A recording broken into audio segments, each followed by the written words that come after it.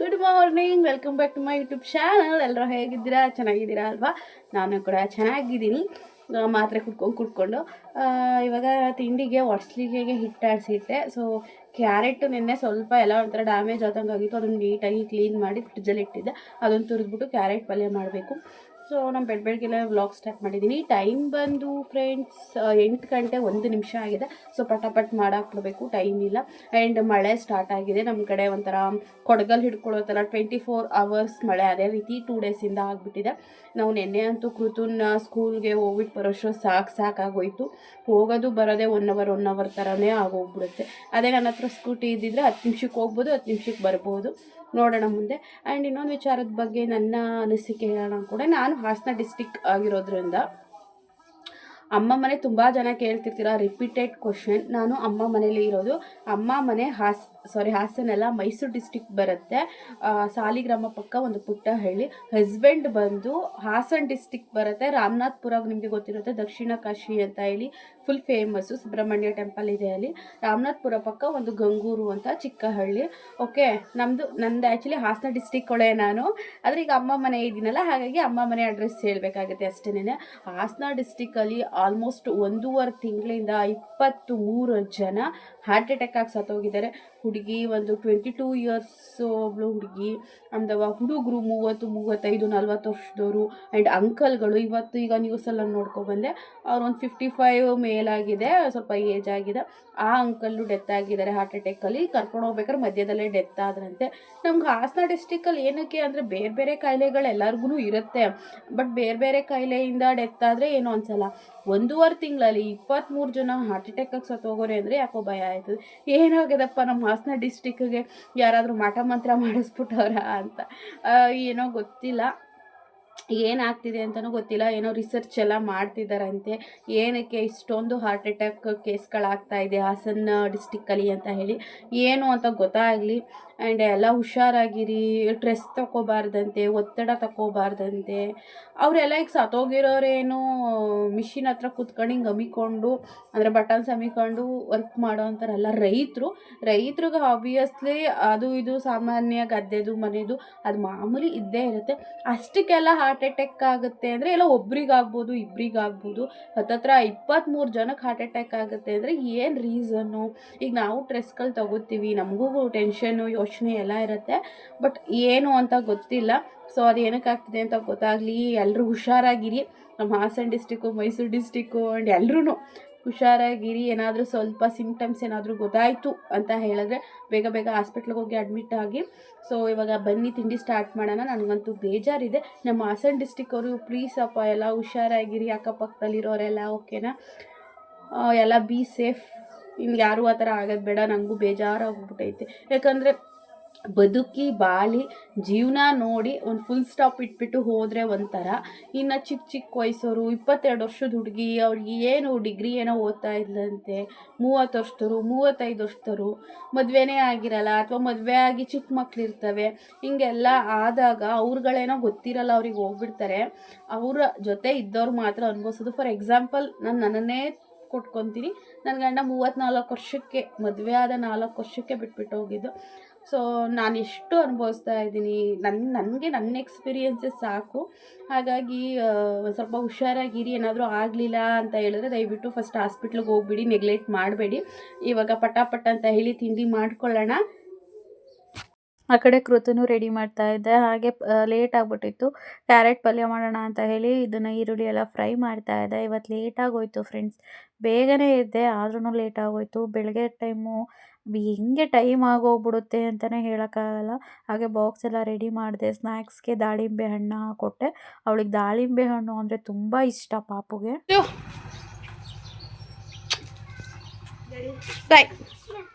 ಕಾಡೂರಜಿಗೆ ಹೇಳಲಿಲ್ಲ. ಹುಷಾರು ಮಗಳು, ಸ್ವೆಟ್ರ್ ಬಿಚ್ಚಾಕ್ಬೇಡ. ಅಲ್ಲಿ ಬುಕ್ಕಲ್ಲಿ ಪೆನ್ಸಿಲಲ್ಲಿ ಬರ್ಕೋ. ಪೆನ್ಸಿಲ್ ಯಾರಿಗೂ ಕೊಡಬೇಡ ಅಂದಾಗ ಗಲಾಟೆ ಇನ್ನು ಕೊಡಬಾರ್ದು. ಅನ್ನೊಂದ ನೀನು ತಗೋಬಾರ್ದು, ನೀನು ಅನ್ನೊಂದು ತಗೋಬಾರ್ದು. ಬತ್ತೀಯಾ? ಯಾಕೆ ರಂಜು? ಸಿರಪ್ ಕುಡಿಸ್ತೀನಿ ಬಾ. ಜ್ವರದ್ ಕುಡಿಸ್ತೀನಿ ಬಾ. ಓಡ್ಬಾ. ತತ್ತಿನಿಲ್ಲ ನೀಚು ತಗೊಳವ ಕುಡ್ಸನಾ ಕುಡ್ಕೋ ಚೆಲ್ಬಿಟ್ಟ ಯಾಕೆ ಚೀನು ಏ ಅದೇನು ಬುದ್ಧಿ ಕಲ್ತಿದ್ಯೋ ನಾ ಕುಡಿಸ್ತೀನಿ ಅಂದೆ. ಇವತ್ತು ಲೇಟ್ ಆಗೋಯ್ತು, ಬೇಗನೆ ಎದ್ದೆ, 7 ಗಂಟೆಗೆ ಎದ್ದೆ. ಬಟ್ ಕಸ ಗುಡಿಸೋದು, ಕ್ಯಾರೆಟ್ ತುರ್ದು ಅದೆಲ್ಲ ಮಾಡೋದು ಲೇಟ್ ಆಗೋಯ್ತು. ಅಂದರೆ ಕ್ಯಾರೆಟ್ ಪಲ್ಯನ ನಾನು ಅಮ್ಮ ಅಲ್ಲಿ ವೆಯ್ಟ್ ಮಾಡ್ತಿರುತ್ತೆ. ಬಸ್ ಬರೋದು ಲೇಟ್ ಆದರೆ ಓಡೋಗ್ಬಿಟ್ಟು ಬಾಕ್ಸ್ಗೆ ಹಾಕಿ ತೊಗೊಂಡೋಗಿ ಕೊಡೋಣ ಅಂತ ಅಂದ್ಕೊಂಡೆ. ಬಟ್ ಅವಳು ನನಗೆ ಅದು ಪಲ್ಯ ಬೇಡ ಅಂತ ಅಂದು, ಅದಕ್ಕೆ ಸ್ವಲ್ಪ ಬರೀ ಒಡ್ಸ್ಲಿಗೆ ತಿನ್ನೋಕ್ಕಾಗಲ್ಲ ಅಂತೇಳಿ ಸ್ವಲ್ಪ ಕರಡನ್ನ ಹಾಕ್ಕೊಟ್ಟಿದ್ದೀವಿ ಜೊತೆಗೆ ಅಂತೇಳಿ. ಸ್ನ್ಯಾಕ್ಸ್ಗೆ ದಾಳಿಂಬೆ ಹಾಕ್ಕೊಟ್ಟೆ, ಬಿಸಿನೀರು ಕಾಯಿಸ್ಕೊಟ್ಟಿದ್ದೀನಿ, ಜ್ವರ ಸಿರಪ್ ಹಾಕ್ಬಿಟ್ಟು ಕಳಿಸ್ತು, ಸ್ವೆಟರ್ ಎಲ್ಲ ಹಾಕಿದ್ದೀನಿ ಅವಳಿಗೆ. ಸೊ ಜೀನ್ಸ್ ಪ್ಯಾಂಟ್ ಏನಕ್ಕೆ ಹಾಕ್ತೆ ಅಂತ ಹೇಳಿದ್ರೆ ಬೆಚ್ಚಗಿರುತ್ತೆ. ಈಗ ಚಡ್ಡಿ ಅಥವಾ ಫ್ರಾಕ್ ಹಾಕಿದ್ರೆ ಗಾಳಿ ಸ್ವಲ್ಪ ಆಡುತ್ತೆ, ವೆದರ್ ಸರಿ ಇಲ್ಲ. ಅದೇ ಜೀನ್ಸ್ ಪ್ಯಾಂಟ್ ಹಾಕಿದ್ರೆ ಏನು ತಣ್ಣಗೆ ಅನ್ಸಲ್ಲ, ಬಾಡಿ ಬೆಚ್ಚಗಿರ್ತಾಳೆ ಅಂತೇಳಿ ಜೀನ್ಸ್ ಹಾಕಿ ಕಳಿಸಿದ್ದೀನಿ ಇವತ್ತು. ಸೊ ಯಾರೋ ಕಮೆಂಟ್ ಹಾಕಿದ್ರಿ, ಯಾಕೋ ಬರ್ತಾ ನಿಮ್ಮ ವೀಡಿಯೋದಲ್ಲಿ ಏನು ಕಂಟೆಂಟೇ ಇಲ್ಲ ಅಂತ ಹೇಳಿ. ಸೊ ಅರ್ಥ ಮಾಡ್ಕೊಳ್ಳಿ ಪ್ಲೀಸ್ ಫ್ರೆಂಡ್ಸ್, ನಾನು ಹಳ್ಳಿಲಿರೋದು, ಸಿಂಗಲ್ ಪೇರೆಂಟು, ಅಮ್ಮ ಮನೇಲಿರೋದು, ಅದರೊಳಗೆ ಎಸ್ಪೆಷಲಿ ಹೊರಗಡೆ ಹೋಗಿ ಕಂಟೆಂಟ್ ಕೊಟ್ಕೊಂಡು ಮಾಡೋ ಅಂಥ ಪರಿಸ್ಥಿತಿಲಿ ನಾನಿಲ್ಲ. ಅರ್ಥ ಮಾಡಿಕೊಂಡು ಏನಿದೆ ಅದರಲ್ಲೇ ದಯವಿಟ್ಟು ಸಪೋರ್ಟ್ ಮಾಡಿ. ಇವಾಗ ನೋಡಿ ನಂಗೆ ಮಾರ್ನಿಂಗ್ ಎಷ್ಟು ಕೆಲಸ ಅಂದರೆ ಅದರಲ್ಲೂ ವೀಡಿಯೋ ಮಾಡಿಕೊಂಡು ಮಗುಗೆ ರೆಡಿ ಮಾಡಿ ತುಂಬ ಕಷ್ಟ ಆಗ್ತಿದೆ, ಆದ್ರೂ ಬಿಡ್ತಾ ಇಲ್ಲ. ಏನೋ ಒಂದು ಒಳ್ಳೇದಾಗುತ್ತೆ ಅಂತ ಹೇಳಿ ನೀವುಗಳೇ ಸಪೋರ್ಟ್ ಮಾಡಬೇಕು. ಮಾಡಿಲ್ಲ ಅಂತ ಹೇಳಿದ್ರೆ ಹೇಗೆ? ನೋಡಿ ಅಲ್ಲಿ ಪಲ್ಯ ಬೇಯ್ತಾ ಇದೆ, ಅಲ್ಲಿ ಬಿಸಿನೀರು ಕಾಯಕ್ಕೆ ಇಟ್ಟಿದ್ದೀನಿ, ನಾನು ಇನ್ನೂ ಬಿಸಿನೀರು ಕುಡ್ದಿಲ್ಲ. ಅಮ್ಮವ್ರಿಗೆ ಒಡ್ಸ್ಲಿಗೆ ಹಾಕ್ಕೊಡ್ಬೇಕು. ಇನ್ನು ಅಂದರೆ ಒಂದು 11 ಗಂಟೆ ತನಕ ನನಗೆ ಫುಲ್ ಕೆಲಸ ಇರುತ್ತೆ. ನಾನೊಂದು 9:30-10 ಗಂಟೆ ಕೆಲಸ ಮುಗೀತು ಅಂತ ಹೇಳಿದ್ರೆ ವೀಡಿಯೋ ಅಪ್ಲೋಡ್ ಮಾಡ್ಕೊಂಡು ಕೂತ್ಕೋತೀನಿ. ಬಿಕಾಸ್ ನಾನು ಒಂದೇ ಜಾಗದಲ್ಲಿ ವೀಡಿಯೋ ಅಪ್ಲೋಡ್ ಮಾಡೋಕ್ಕೆ 1/2 ಅವರ್ ಕೂತ್ಕೋಬೇಕು. ಅದು ಒಂದೇ ಜಾಗದಲ್ಲಿ ವೀಡಿಯೋ ಅಪ್ಲೋಡ್ ಆಗೋದು, ಇನ್ನು ಮನೇಲಿ ಯಾವ ಜಾಗದಲ್ಲೂ ಅಪ್ಲೋಡ್ ಆಗೋಲ್ಲ. ಕೆಲಸಗಳೆಲ್ಲ ಮುಗಿಸ್ಕೊಂಡು ವೀಡಿಯೋ ಅಪ್ಲೋಡ್ ಮಾಡಿ ಮತ್ತೆ ಇವತ್ತಿನ ವೀಡಿಯೋ ಸ್ಟಾರ್ಟ್ ಮಾಡಿ ಅದನ್ನು ಎಡಿಟಿಂಗ್ ಮಾಡಿಕೊಂಡು ನಿಜವಾಗ್ಲೂ ನಂಗೆ ಟೈಮೇ ಸಾಲೋದಿಲ್ಲ. ಮಲ್ಕೊಳ್ಳೋದು ಎಷ್ಟು ಮಲ್ಕೊತೀನಿ ಅಷ್ಟೇ. ನನ್ನ ಫ್ರೆಂಡ್ಗಳ ಜೊತೆ ಮಾತಾಡೋದು ಕಡಿಮೆ ಆಗಿದೆ, ಮೆಸೇಜು ಕಾಲ್ಸು ಎಲ್ಲ ಕಡಿಮೆ ಆಗಿದೆ. ನಂಗೆ ಇಷ್ಟಕ್ಕೇ ಟೈಮು ಆಗ್ತಾಯಿಲ್ಲ, ಏನೋ ಒಂಥರ ಆಗ್ತಾಯಿದೆ. ನೀವು ಅರ್ಥ ಮಾಡ್ಕೊಳ್ಳಿ ಅಂತ ಹೇಳ್ತೀನಿ. ಬೇಗ ತಿಂಡಿ ಮಾಡ್ಕೊಂಡು ತಿನ್ನೋಣ.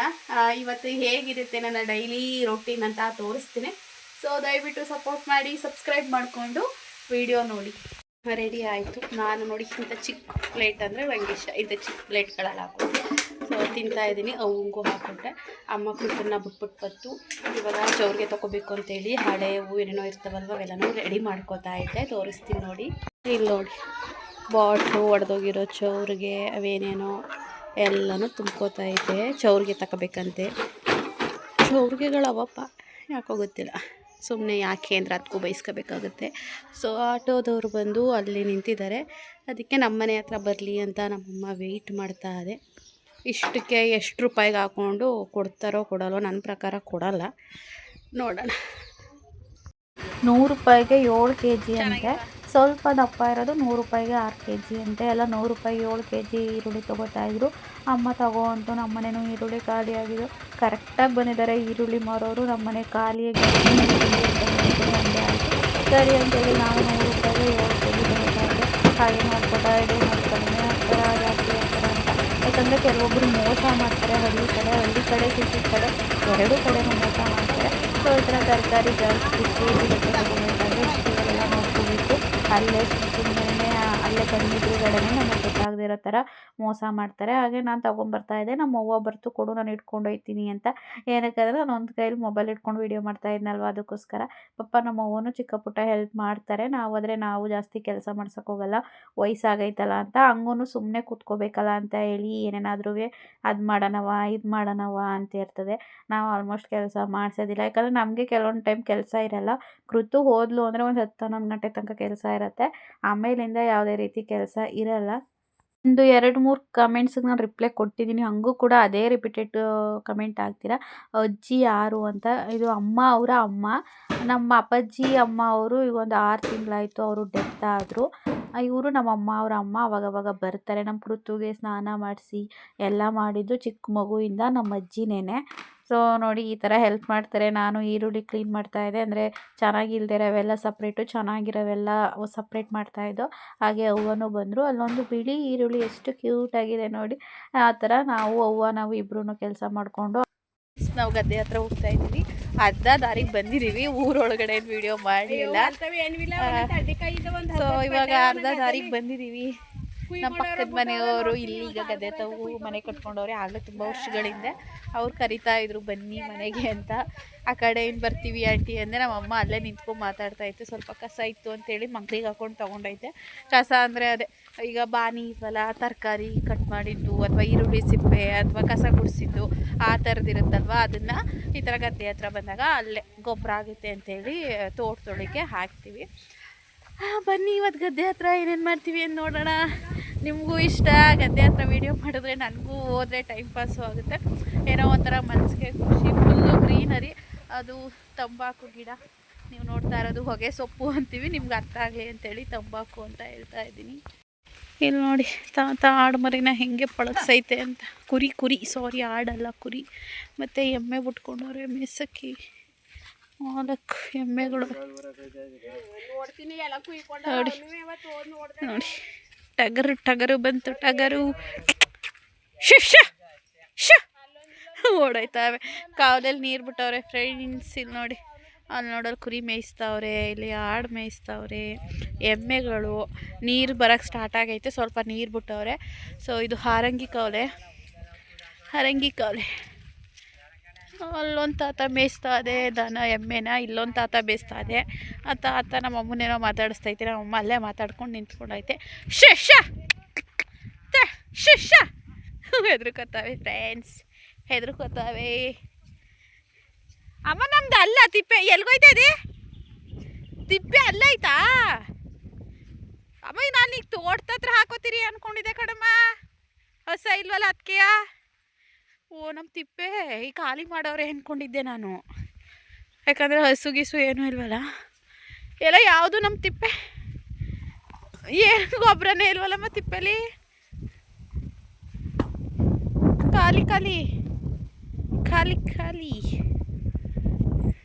ಅಮ್ಮದು ಬಳದೆ ನೀಟಾಗಿ ಹಾಕಮ್ಮ. ಸ್ಮೆಲ್ ಬಂದ್ಬಿಟ್ಟೈತೆ. ಮಳೆ ನೀರಲ್ಲೆಲ್ಲ ನೆಂದ್ಬಿಟ್ಟೈತಲ್ಲ ಮಂಕ್ರಿ. ತರಕಾರಿಗಳು ಅಲ್ವಾ, ಒಂಥರ ಕೊಳ್ತಿರೋ ಥರ ಸ್ಮೆಲ್ಗಳು. ಹೋಗ್ತಾ ಇರ್ಬೇಕಾದ್ರೆ ದಾರಿಲಿ ಈ ಗಿಡ ನೋಡಿದೆ. ಇದೊಂಥರ ಹೂವು ಅಂಟ್ತದೆ.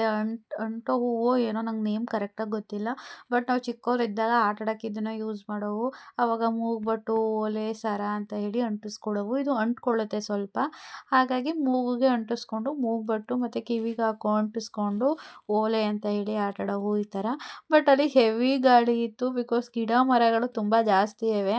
ಹಳ್ಳಿ ಅಲ್ವಾ, ಹಾಗಾಗಿ ಜೋರಾಗಿ ಗಾಳಿ ಬೀಸಿದ್ರೆ ನಾನೇ ಬಿದ್ದೋಯ್ತೀನೇನೋ ಅನ್ನೋಷ್ಟು ಗಾಳಿ ಇತ್ತು. ಹಾಗಾಗಿ ಮೂಗುಗೆ ಅಂಟಿಸ್ಕೊಳ್ಳೋವು. ನಾವಂತೂ ಹಳ್ಳಿಲೇ ಬೆಳೆದಿರೋದ್ರಿಂದ ಎಂತೆಂಥ ಆಟ ಆಡಿದ್ದೀವಿ ಅಂತ ಈಗ ನನಗೆ ನೆನಪಿಲ್ಲ. ಅಂಥ ಆಟಗಳು ಸಿಕ್ಕಿದ್ರು ಅದರಲ್ಲೊಂದು ಆಟ ಆಡಿದ್ದೀವಿ. ಬಟ್ ಇವಾಗ ಎಷ್ಟೋ ವರ್ಷಗಳಾಗೋಯ್ತಲ್ವ, ಕೆಲವೊಂದು ಮರ್ತು ಹೋಗಿದ್ದಾವೆ. ಬಟ್ ಈ ಥರ ಅವಾಗವಾಗ ಗದ್ದೆ ಹತ್ರ ಬಂದರೆ ಎಲ್ಲ ನೆನಪಾಯ್ತವೆ. ಬನ್ನಿ ಗದ್ದೆ ಹತ್ರ ಹೋಗೋಣ, ಸ್ವಲ್ಪ ಕೆಲಸ ಮಾಡೋಣ, ಹಾಗೆ ವಿಡಿಯೋ ಮಾಡ್ಕೊಳ್ಳೋಣ. ಹಾಗೆ ಇಷ್ಟ ಆಗುತ್ತೆ ನಿಮಗೆ ಅಲ್ವಾ ಗದ್ದೆ ಹತ್ರ ವೀಡಿಯೋ ಮಾಡೋದು ಇಷ್ಟ ಆಗುತ್ತೆ ತಾನೇ? ನಮ್ಮ ಹಳ್ಳಿ ವಾತಾವರಣ ನೋಡಿದ್ರೆ ನೋಡಿ ಏನು ಸಖತ್ತಾಗೈತೆ. ನಮ್ಮ ಹಿಂದ್ಗಡೆ ತೋಟ ಎಲ್ಲ, ಆದರೆ ನಮ್ಮ ತೋಟ ಅಲ್ಲ, ಬೇರೆಯವ್ರ ತೋಟ. ಲೈಕ್ ಕೊಡೋದು ಮಾತ್ರ ಮರಿಬೇಡಿ, ಕಮೆಂಟ್ ಹಾಕಿ. ಆ್ಯಂಡ್ ಲಾಸ್ಟ್ ವೀಡಿಯೋದಲ್ಲಿ ತೋರಿಸಿದ್ದೆ ಗಂಧದ ಮರನ. ಅಂದರೆ ಲಾಸ್ಟ್ ವೀಡಿಯೋ ಅಂದರೆ ಆಲ್ಮೋಸ್ಟ್ ಒಂದು ತಿಂಗಳು, 1.5 ತಿಂಗಳು ಹಿಂದೆ ಒಂದು ವೀಡಿಯೋ ಮಾಡಾಕಿದ್ದೆ. ಅದರಲ್ಲಿ ಇಲ್ಲಿ ನಮ್ಮ ಗದ್ದೆ ಹತ್ರ ಇರೋವಂಥದ್ದು, ನಮ್ಮ ಗದ್ದೆ ಅಲ್ಲ, ನಮ್ಮ ಪಕ್ಕದವ್ರ ಗದ್ದೆ, ಅಲ್ಲಿ ಇರೋವಂಥದ್ದು ಗಂಧದ ಮರನೂ ತೋರಿಸಿದೆ. ಇವತ್ತು ತೋರಿಸ್ತೀನಿ ಬನ್ನಿ, ಫ್ರೀ ಅಲ್ವಾ. ಆ್ಯಂಡ್ ಸೆಣಬಿನ ಗಿಡನೂ ಇಲ್ಲೇ ಇದೆ. ಸೆಣಬಿನ ಗಿಡನ ಲಾಸ್ಟ್ ವೀಡಿಯೋದಲ್ಲಿ ತೋರಿಸಿದ್ದೀನಿ. ಹೂವು ಎಲ್ಲ ಸಾಂಬಾರು ಮಾಡೋದು ರೆಸಿಪಿ ಎಲ್ಲ ತೋರಿಸಿದ್ದೀನಿ. ನೋಡಿಲ್ಲ ಅಂದರೆ ಹೋಗಿ ನೋಡ್ಕೊಂಬನ್ನಿ. ಇವಾಗ ಗಂಧದ ಮರ ತೋರಿಸ್ತೀನಿ. ಸಳಮ್ ಫ್ರೆಂಡ್ಸ್, ಇದೇ ಗಂಧದ ಮರ.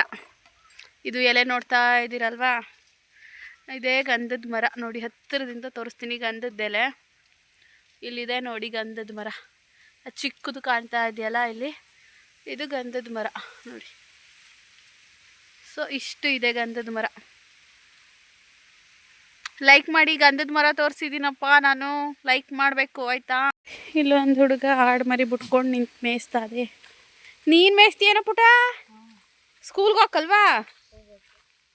ಹೋಗಲ್ಲ ಎಷ್ಟವೆ ಆಡ್ಮರಿ 9 ನೋಡಿ ಫ್ರೆಂಡ್ಸ್ ಹೆಂಗೆ ಬೇಯ್ತಾವೆ ಆಡ್ಮರಿಗಳು.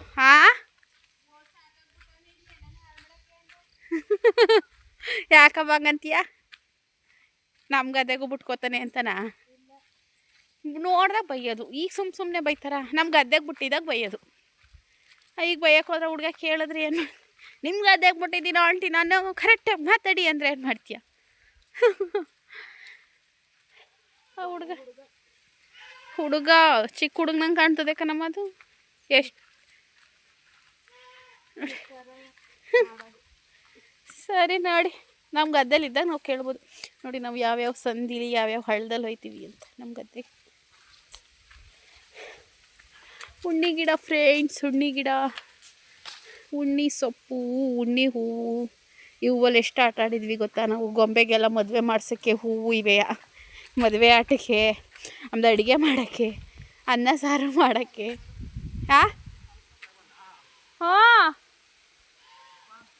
ಅಪ್ಪಾಜಿ ಕೆಲ್ಸಕ್ಕೆ ಹೋಗದೆ, ಸುಮ್ಮನೆ ಬಂದೆ ಬೇಜಾರು ಮನೆ ತಾವು.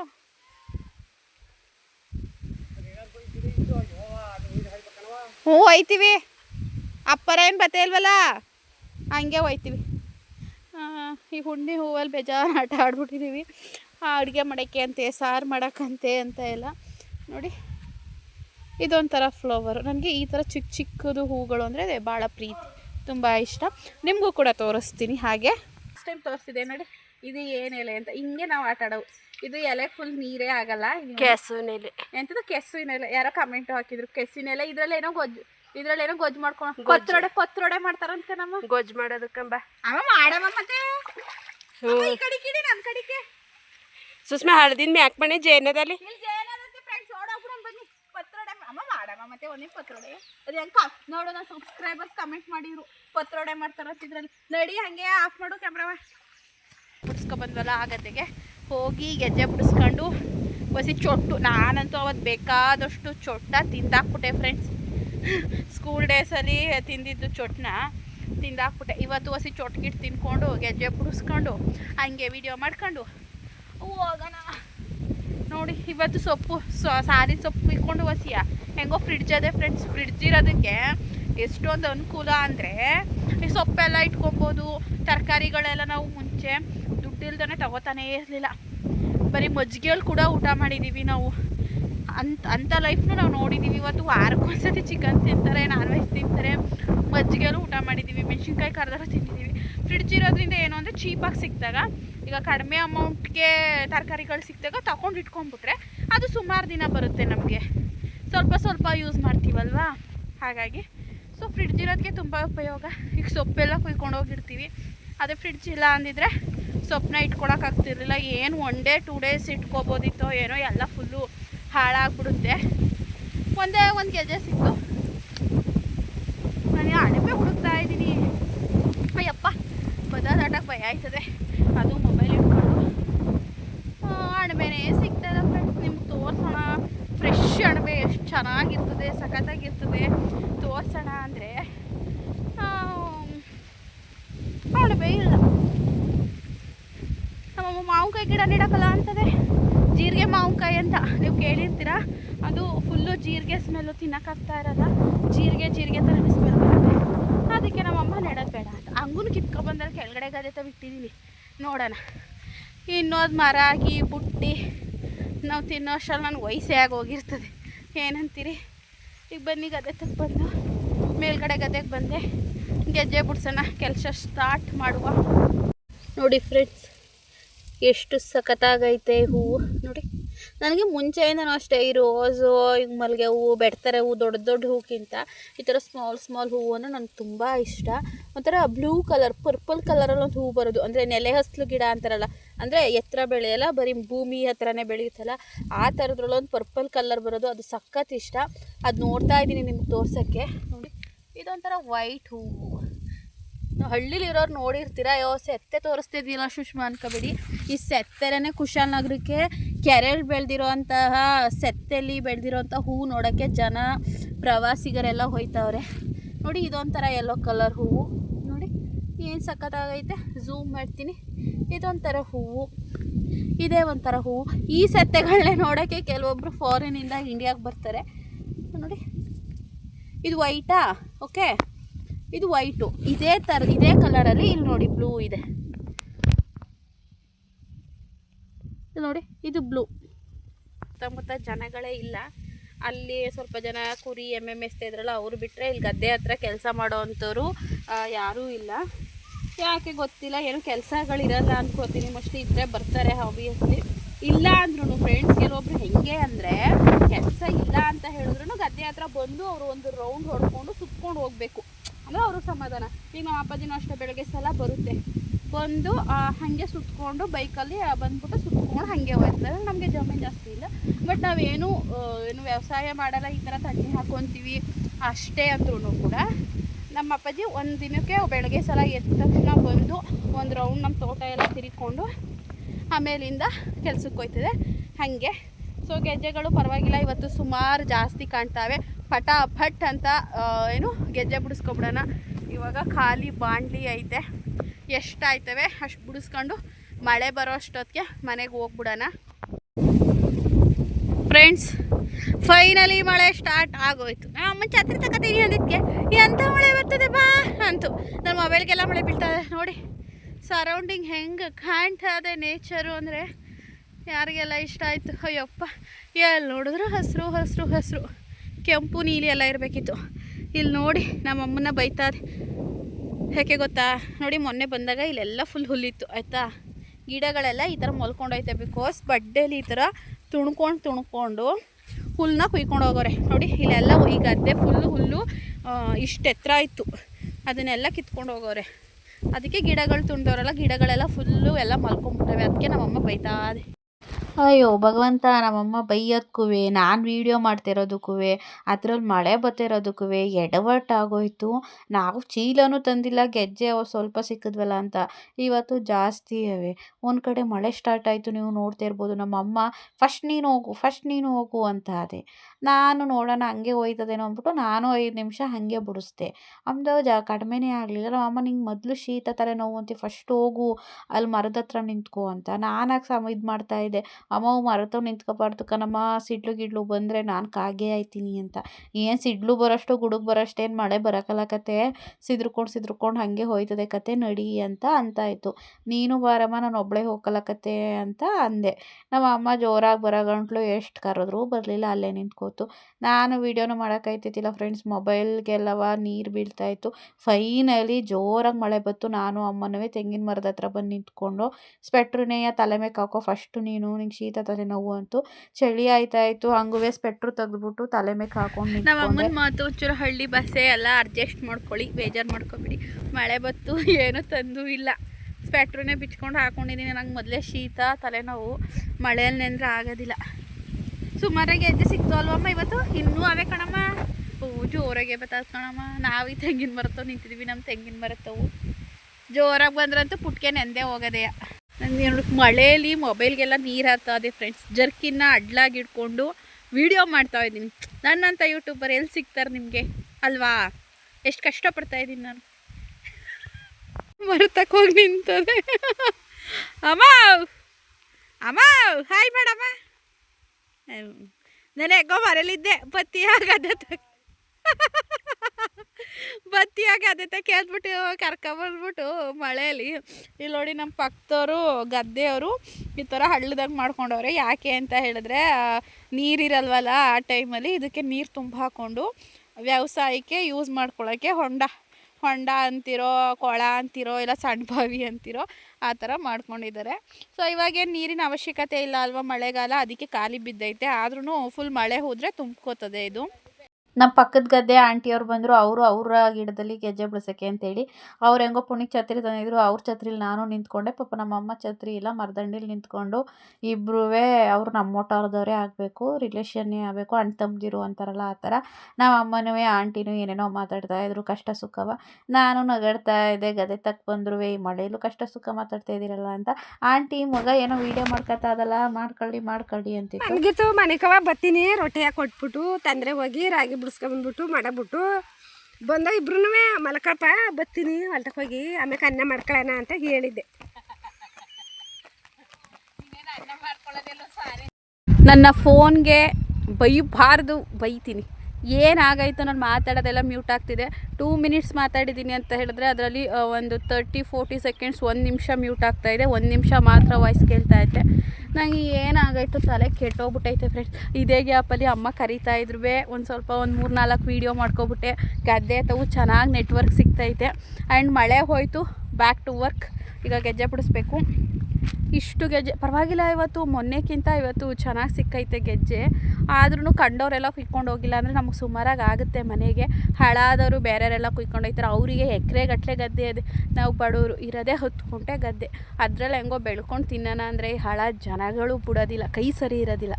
ಏನು ಮಾಡ್ತೀರಾ, ನಿಜ ತಾನೇ. ನಾನು ಇಷ್ಟು ಸಿಕ್ಕಿದೆ. ಇನ್ನು ಈ ಗದ್ದೆಯಲ್ಲಿ ತುಂಬ ಗೆಜ್ಜೆ ಇದೆ. ಈಗ ಫಟಾಫಟ್ ಅಂತ ತುಂಬಿಕೊಂಡು, ಆ್ಯಕ್ಚುಲಿ ತುಂಬ ಹೋಗುತ್ತೇನೋ, ನಾವು ಚೀಲ ತರಬೇಕಿತ್ತು. ನಮ್ಮ ಅಮ್ಮ ಇವಾಗಂತ ಅದೇ ಚೀಲ ತರಬೇಕಿತ್ತು ಅಂತ ಅಮ್ಮ ಅಲ್ಲಿ ಬಿಡಿಸ್ತಾ ಐತೆ. ಕುಯ್ಕೊಂಡು ಮಳೆ ಬರೋಷ್ಟರಲ್ಲಿ ಮನೆಗೆ ದೌಡೆದ್ಬಿಡೋಣ ಫ್ರೆಂಡ್ಸ್. ಫೈನಲಿ ಮುಗೀತು ಆಲ್ಮೋಸ್ಟ್. ಇನ್ನೆಲ್ಲ ಸ್ವಲ್ಪ ಇದೆ, ಇನ್ನೊಂದು 10 ಮಿನಿಟ್ಸ್. ಅಂದರೆ ಇಲ್ಲಿ ನೋಡಿ ಹಿಂಗೆ ಇದೆ, ಕಾಣಲ್ಲ, ಗೊತ್ತಾಗಲ್ಲ ಅಷ್ಟು ಸುಲಭಕ್ಕೆ. ಸತ್ತೆ ಎಲ್ಲ ಆಯ್ತಲ್ವ. ಇನ್ನೊಂದು 10 ನಿಮಿಷ ಹೊರಟು. ಅದು ಕೂಕೋತಾ ಇದೆಯಲ್ಲ ಅಮ್ಮ, ಅದು ನವಿಲ್ ಅಲ್ವಮ್ಮ? ನವಿಲು ಫ್ರೆಂಡ್ಸ್ ಹಂಗೆ ಕೂಕೋತಾ ಇರೋದು. ನನ್ನ ಫೋನಲ್ಲಿ ಅವತ್ತು ಎಂಥ ಕೆಲಸ ಮಾಡ್ಕೊಬಿಟ್ಟೆ ಅಂದರೆ, ಎಷ್ಟು ಚೆನ್ನಾಗಿ ಮರದ ಮೇಲೆ ಕೂತಿತ್ತು ಅಂತ. ವೀಡಿಯೋ ಮಾಡಬೇಕು, ನವಿಲು ವೀಡಿಯೋ ಮಾಡಬೇಕು ನನ್ನ ಕನಸು ಅದು. ಇನ್ನೇನು ಯಾವ ಕನಸು ಇಲ್ವಾ ಅಂದ್ಬಿಡಿ, ಇನ್ನು ಬೇಕಾದಷ್ಟು ಕನಸುಗಳವೆ. ಏನು ಮಾಡ್ತೀರಾ, ಏನು ಮಾಡೋಂಗಿಲ್ಲ. ನೋಡಿ ಎಲ್ಲೆಲ್ಲಿ ಬಿದ್ದಾವೆ, ಹೆಂಗೆ ಕುಯ್ಯೋದು ಇದನ್ನು ನಾವು. ನೋಡಿ ಹೆಂಗೆ ಕುಯ್ಯೋದು.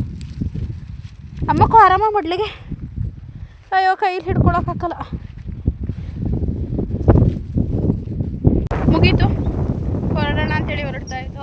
ಪಕ್ಕದ ಮನೆ ಗದ್ದೆ ಆಂಟಿ ಯಾವಾಗಲೇ ಬಂದಿದ್ರಲ್ವ, ಪಾಪ ನನ್ನ ಛತ್ರಿ ಇಟ್ಕೊಂಡಿದ್ರು. ನನಗೂ ಮಳೆ ಬರ್ಬೇಕಾದ್ರೆ ನಿಂತಿದ್ರು.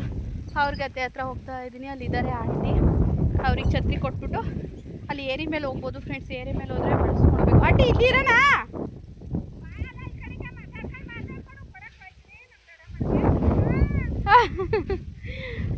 ಏರಿ ಮೇಲೆ ಹೋಗ್ಬೋದು, ಬಳಸ್ಕೊಂಡು ಹೋಗ್ಬೇಕು ದೂರ. ಅದಕ್ಕೆ ನಾವು ಹಳ್ಳ ದಾಟಿ ಹೋಗ್ತೀವಿ.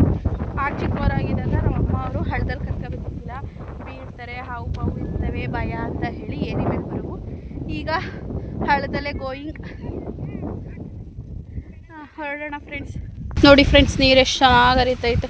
ನಾವು ಅಲ್ಲಿ ಬಾವಿ ತೆಗ್ಸಿದ್ದೋ, ಅದಕ್ಕೆಲ್ಲ ಮುಚ್ಚೋಗ್ಬಿಟ್ಟೈತೆ ತುಂಬ ವರ್ಷಗಳಿಂದ.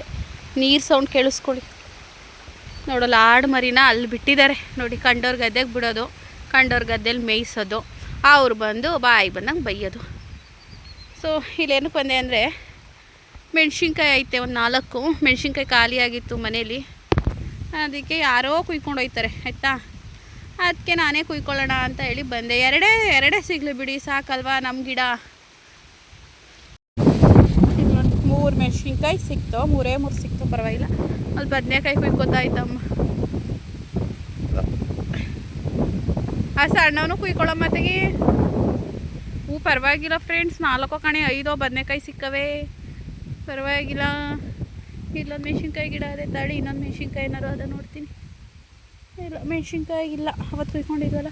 ಇಲ್ಲಿ ಚಿಕ್ಕ ಬದನೆಕಾಯಿಗಳವೆ, ಇನ್ನೊಂದು ದಿನ ಆಗ್ತವೆ. ಅಯ್ಯೋ ಮನೆ ತೊಳ್ಕೊಳಕೈತೆ ಬಾ ಅಮ್ಮ.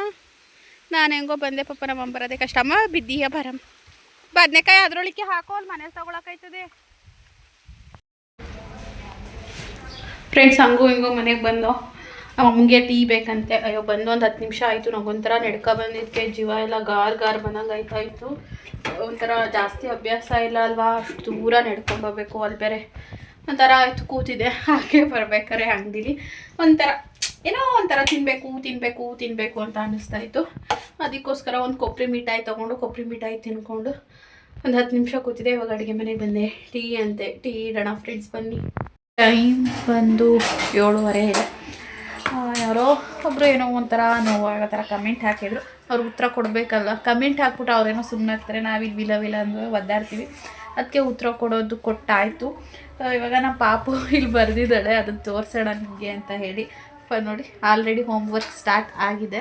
ಇದು ನಾನು ಬರೆದಿರೋದು. ಫಸ್ಟ್ ಲೈನ್ ಬಂದು ನೀಟಾಗಿದೆ, ಸೆಕೆಂಡ್ ಲೈನ್ ಬಂದು ಕೃತು ಬರೆದಿರೋದು, ಕಡೆ ಬರೆದಿರೋದು ನಾನು ಬರ್ತಿರೋದು. ಇದನ್ನು ಹಾಗೆ ಎನ್ನಿಂದ ಇದು ನನ್ನ ಅಕ್ಷರ ನೋಡಿ ಝಡ್ ತನಕ ಇದು ಕೃತು ಬರೆದಿರೋದು. ಒಂದು 3-4 ಅಕ್ಷರ ಉಲ್ಟಾ ಪಲ್ಟಾ ಬರೋದು ಅಳಿಸಿ ಬರ್ತಿದ್ದೀನಿ.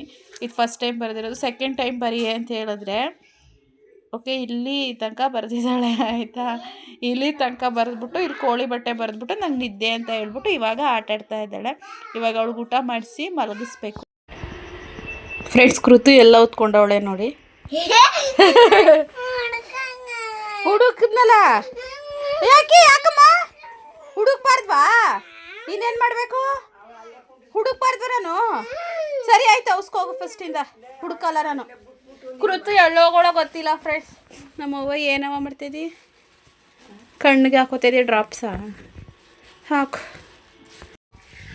ಫ್ರೆಂಡ್ಸ್. ಊಟ ಆಯಿತು. ವ್ಲಾಗ್ನ ಎಂಡ್ ಮಾಡೋಣ.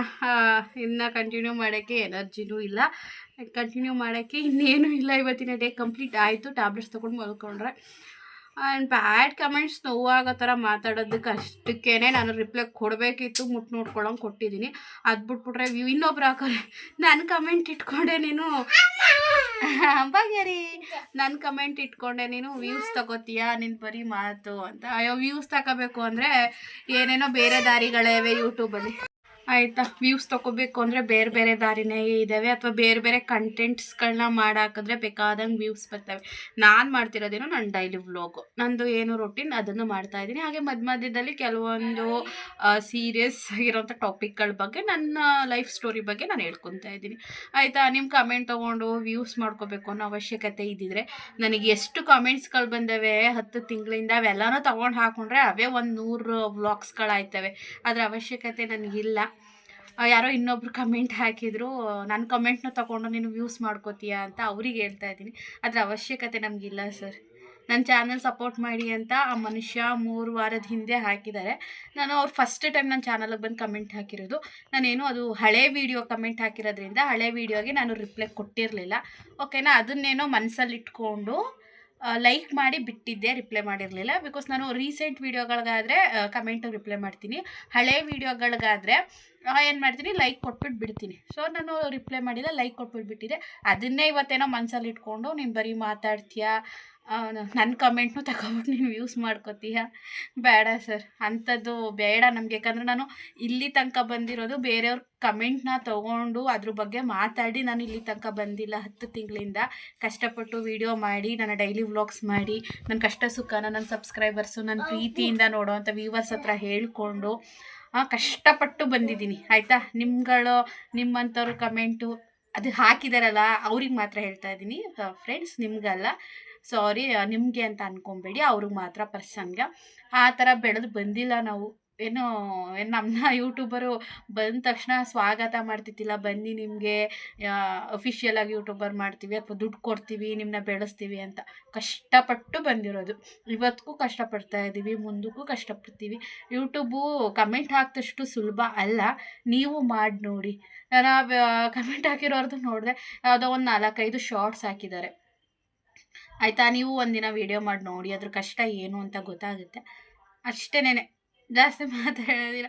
ಯಾಕೆ ಬಂದು ನಿಜವಾಗ್ಲೂ ನಮಗೂ ಬೇಜಾರಾಗುತ್ತೆ. ಏನು ನಾವೇನು ಬಂಡೆ ಕಲ್ಗಳಲ್ಲ ಅಥವಾ ನಾವು ದಯ್ಯಗಳಲ್ಲ, ನೀವು ಹೇಳೋದೆಲ್ಲನೂ ತೊಗೊಳಕ್ಕೆ ನಗಾಡ್ಕೊಂಡು ಹೀ ಸರಿ ಆಯಿತು ಹೀ ಅಂತ ಅನ್ನೋಕ್ಕೆ ನಮಗೂ ಬೇಜಾರಾಗುತ್ತೆ. ಸೋಷಿಯಲ್ ಮೀಡ್ಯಾದಲ್ಲಿ ವೀಡಿಯೋ ಮಾಡ್ತೀವಿ ಅಂತ ಹೇಳಿದ ತಕ್ಷಣ ನೀವು ಹೇಳಿದ್ದೇನೆಲ್ಲ ನಮಗೂ ಆಕ್ಸೆಪ್ಟ್ ಮಾಡ್ಕೊಳಕ್ಕಾಗೋದಿಲ್ಲ. ದಯವಿಟ್ಟು ಅರ್ಥ ಮಾಡ್ಕೊಳ್ಳಿ.